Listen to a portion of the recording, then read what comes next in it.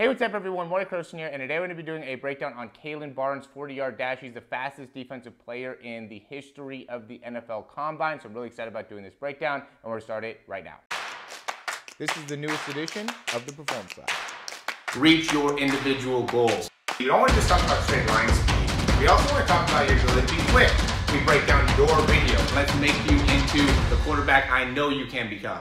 As you can probably tell, I am doing this video in my hotel room. I'm currently traveling in Costa Rica, but I still wanted to be able to give you guys the valuable content I know you're looking for. And so I'm not gonna have the face, and I don't have the green screen in the background. So, the video is gonna be a little bit different. I do wanna say though, before we get started, that we're always providing these types of valuable videos. So if this is the first time you're watching, you could go ahead and check out some of the other, linked in the description, or some of the other videos on my channel, and you'll get a lot of great content for how you can run a faster 40. We did just start a program with that as well. And if you like the information, click that thumbs up, subscribe, and if you have any questions, comments, or recommendations, you can leave those down below. We're gonna hop into it. All right, so Kalon Barnes here is 5'11 and a half, and he's 183 pounds, and really did an excellent job from the get-go in terms of his start and being able to pick up a lot of distance per step. And really, to me, I almost feel like he could do some great things in the Olympic track and field, and pursuing more of that if it doesn't end up working out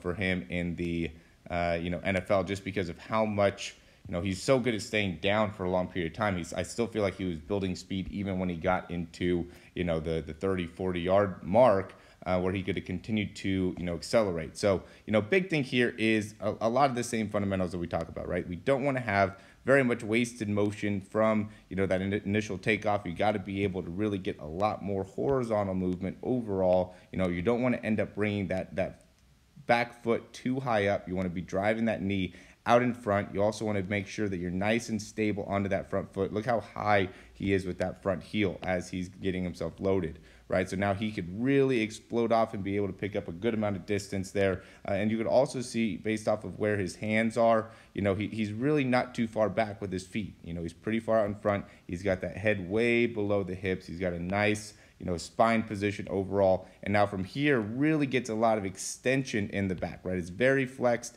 and gets a lot of extension in the back out in front.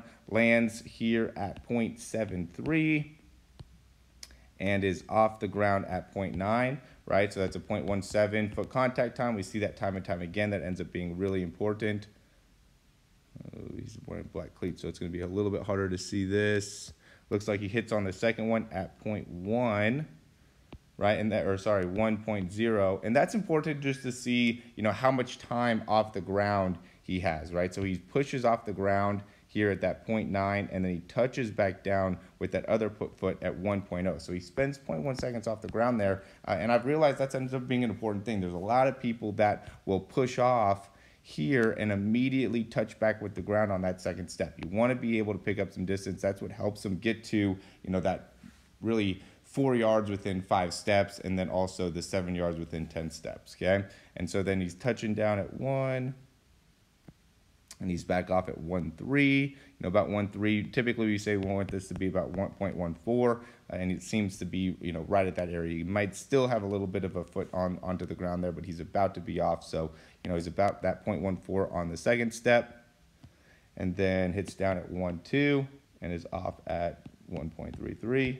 Right, so he's already, within those first three steps, he's already at a 0.11 foot contact time. So he's not spending very much time on the ground at all. He's very, very quick. And that's when I say, you want to be really quick out of the get-go, that's what I mean. You don't want to be spending a lot of time on the ground here. I see a lot of people make the mistake where they're just spending so much time on the ground to really, be able to build themselves up to be able to push off, right? There ends up being too much of a focus on pushing off, at these beginning steps, instead of, really being able to optimize that land and really generate good amount of force into the ground, right? So what makes it so he can generate or be quick here is that as soon as he's pushing off, he has that good heel recovery, that low heel recovery, gets that foot out in front, right? And then from there, he doesn't end up overextending, right? You want to be able to keep that foot really, not even with the knee, but a little bit behind. So you can see that shin angle is slightly behind. I would even say, he might have overextended here a little bit.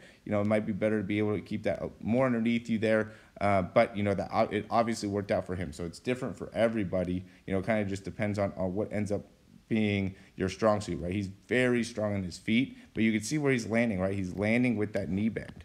And that's what ends up being super important. You got to have a good quality knee bend when you're landing here in order to make it so, you are able to get a good amount of horizontal force, right? So if you end up landing too perpendicular, right, now you're not going to be able to propel yourself forward. It's about being able to land with your momentum coming back behind you, so then you could help propel yourself forward. All right, that's a really important concept. So that's 4 steps there. 5, 6, 7, right? And at 7, he's at a really good spot here. 2.0. Well, let's see when he initially kind of took off. This ends up being kind of, we'll go here. 0.43 to there, it's a 0.6. So it's about 1.6, or sorry. Yeah, 1.6, right? So I'm a little bit late here with when I started, just because, this is not a laser time. This is all video based. So it ends up being a little bit different. I'm sure he ends up being, a little bit faster than that overall. Okay, and then we got 8, 9, 10, 11. And see, this is what I mean is, like, he's at this step here and he's still pretty down in his position. There's a lot of guys, here that are already upright. And really within the first, 10 yards are already fairly upright in their positioning, right? But he's still really in his drive phase. And they've already talked about how he's run, high 9.9, low 10 flats in the hundreds, when he was in high school. And maybe even when he was in college. But, the big thing is that stands out to me is, like, he's still in his drive phase. So he has, one of those types of bodies where he's really a sprinter, right? He's a excellent runner. And so, he's at 12 steps here. He's still continuing to open up, that stride. He still hasn't got to his top speed. You can see how well he's getting that extension out in front and how great of a leg cycle that is. And now he's starting to stand upright. Once he gets to 30 yards, now he's starting to stand up, and now we could really start to see, what his top speed will look like. I still don't think he's at that top speed yet, but you get a better understanding from a number perspective, what we're looking at. So we got 4.16 here in terms of when his foot hits the ground. He's off by 2.6, right? So he's under 0.1 in terms of that foot contact time, which is exactly what you want. He's off at 2.6, and he's back down about 6.0, right? So we're looking at a 0.34 turnover rate, right? A lot of the same things that we're seeing with, all the top guys. They have, this ability to get to 0.34 in their foot contact time. They're under 0.1 with their foot contact time, with their transition time, 0.34. Foot contact time is 0.1.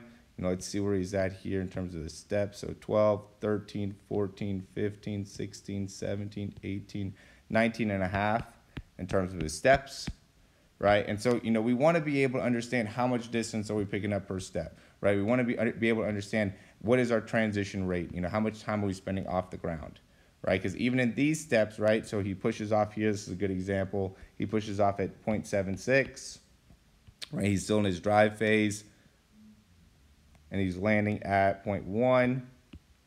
Right, and so this one's going to be still 0.34 in terms of how much time he's spending off the ground.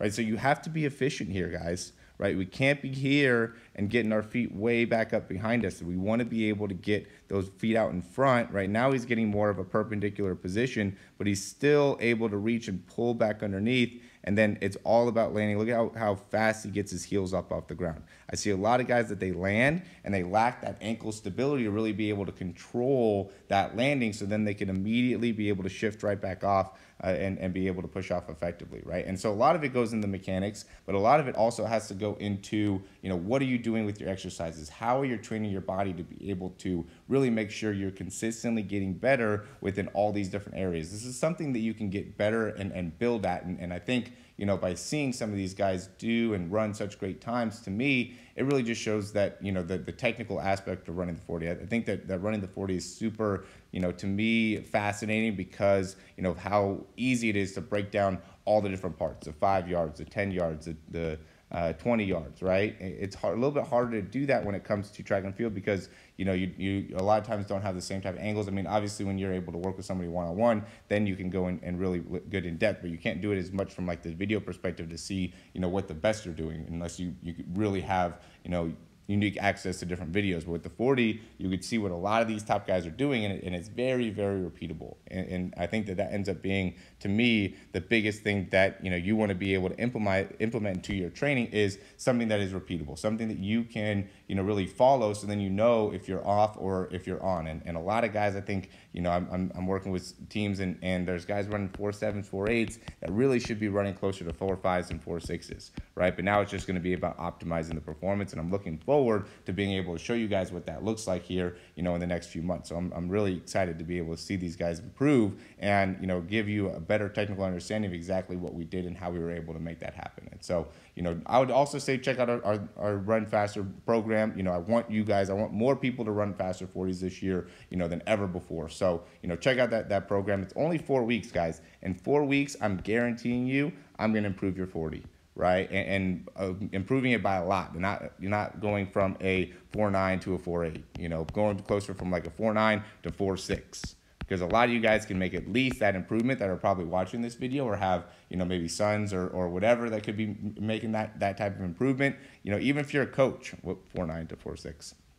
Even if you're a coach and you want to be able to you know, get a team going, would be happy to be able to help you guys out, you know, and really implement some drills that could be really effective, some exercises, some things that will really make a big difference within the team. There's a lot of things that go into this. It's ankle, you know, range. It ends up being your, you know, plyometrics and what type of stuff you're working on to generate explosion. You know, what type of strength and power work are you doing, right? That ends up being important, but then also it's being able to teach this stuff. You know, you got to be able to teach, you got to be able to explain it. It's something that every time, you know, we go on the field, we're always working on, you know, how we can get better at the start, how we can get better at our drive phase, how we can get better at our top end speed. And, you know, the more information you can give, you know, younger athletes, the better they're going to be able to perform, because, you know, you got to be able to be performed. Knowledge is power at the end of the day. So check out that program down in the link below. We'd be happy to get you started here. Thanks for watching. I appreciate you guys being patient here. I know I'm not able to, you know, have the same type of video, but I still think that the overall quality is great. The content is there. If you like the information, click that thumbs up, subscribe to the channel. Questions, comments, recommendations, leave those down below. Shoot me an email. Check out the program. Anything we could do to help you out, would be happy to make that happen for you. As always, thanks for watching, and we'll talk to you.